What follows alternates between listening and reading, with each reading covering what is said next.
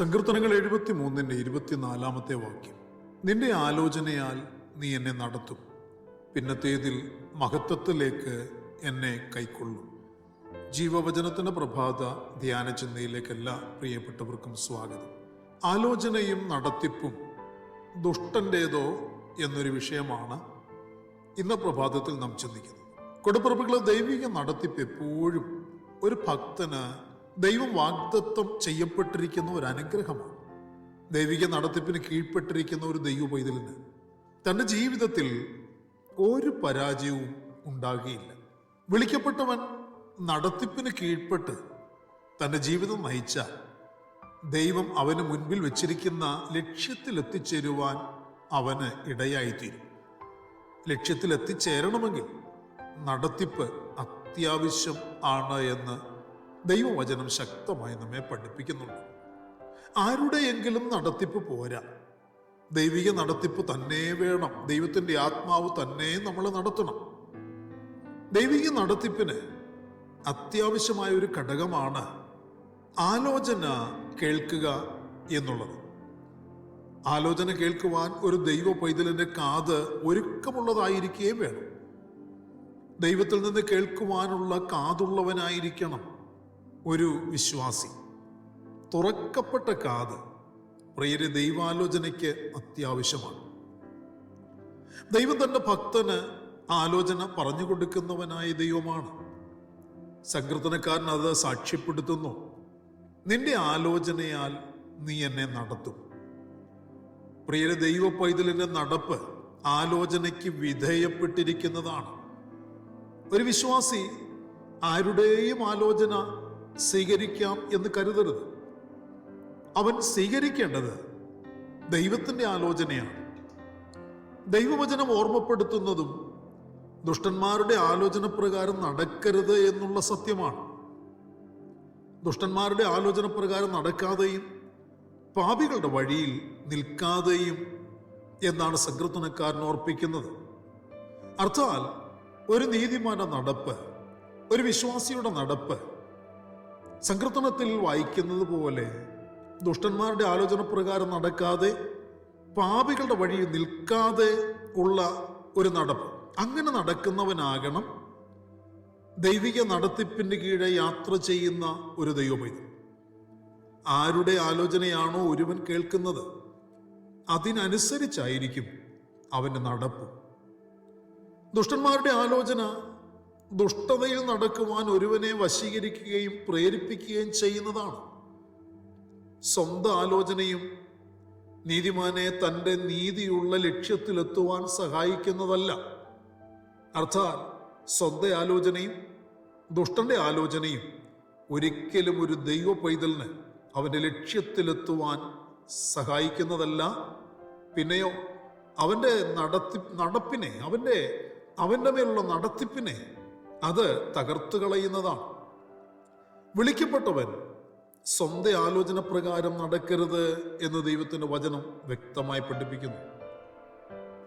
പ്രിയരെ, സ്വന്തം ആലോചന പ്രകാരം നടക്കുന്നവൻ അവൻ പറയുന്നത് എനിക്കെല്ലാം അറിയാം, എനിക്ക് ആരുടെയും ആലോചന ആവശ്യമില്ല, എങ്ങനെ നടക്കണമെന്ന് എന്തു ചെയ്യണമെന്ന് എനിക്കറിയാം എന്ന കാര്യമായിരിക്കും. എന്നാൽ അങ്ങനെയുള്ളവൻ നടക്കുന്ന വഴിയുടെ അവസാനം നാശകരമാണ്, പ്രയാസകരമാണ്, ദുഃഖകരമാണ് എന്ന് നമുക്ക് ചുറ്റുപാടും കണ്ണോടിക്കുമ്പോൾ അനേകരുടെ ജീവിത സാഹചര്യങ്ങളിൽ നിന്ന് നമുക്ക് കാണുവാൻ കഴിയും. എന്നാൽ ദൈവികാലോചന ചോദിച്ച് ആ ആലോചന ഏറ്റെടുത്ത് തൻ്റെ ജീവിത വഴി നടക്കുന്ന ഒരു ദൈവപൈതൽ അവൻ ഭൂമിയിൽ നന്നായി ജീവിക്കുകയും അനുഗ്രഹിക്കപ്പെട്ടിരിക്കുകയും ചെയ്യുമെന്നത് മാത്രമല്ല, പിന്നത്തേതിൽ മഹത്വത്തിലേക്ക് അവനെ ദൈവം കൈക്കൊള്ളുകയും ചെയ്യപ്പെടും. കാരണം അവൻ കേട്ടനുസരിച്ച ദൈവികാലോചന ശാശ്വതമായ ആലോചനയായിരുന്നു.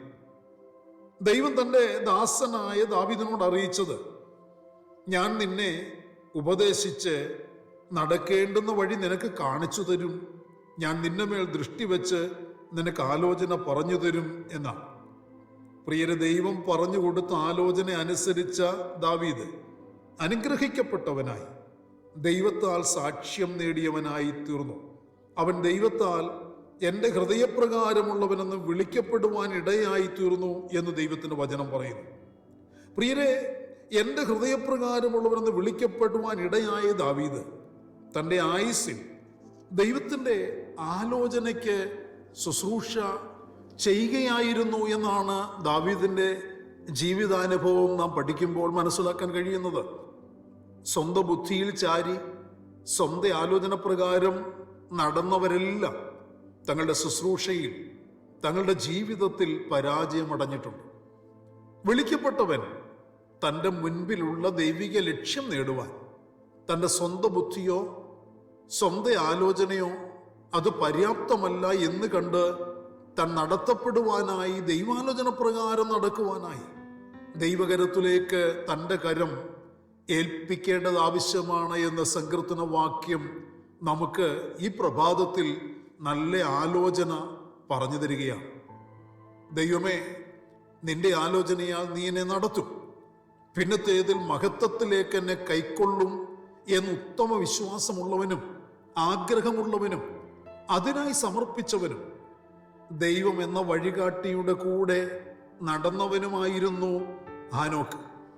താൻ ജീവിച്ചു നടന്നിരുന്ന ആ വർത്തമാനകാലത്തെ സാരമില്ല എന്നെണ്ണാതെ തീർത്തും ദൈവികാലോചനയ്ക്ക് അവൻ കീഴ്പ്പെട്ട് നടന്നവനായിരുന്നു ഭക്തനായ ഹാനോക്ക് എന്ന് ഉൽപ്പത്തി പുസ്തകത്തിൽ നമുക്ക് മനസ്സിലാക്കാൻ കഴിയും.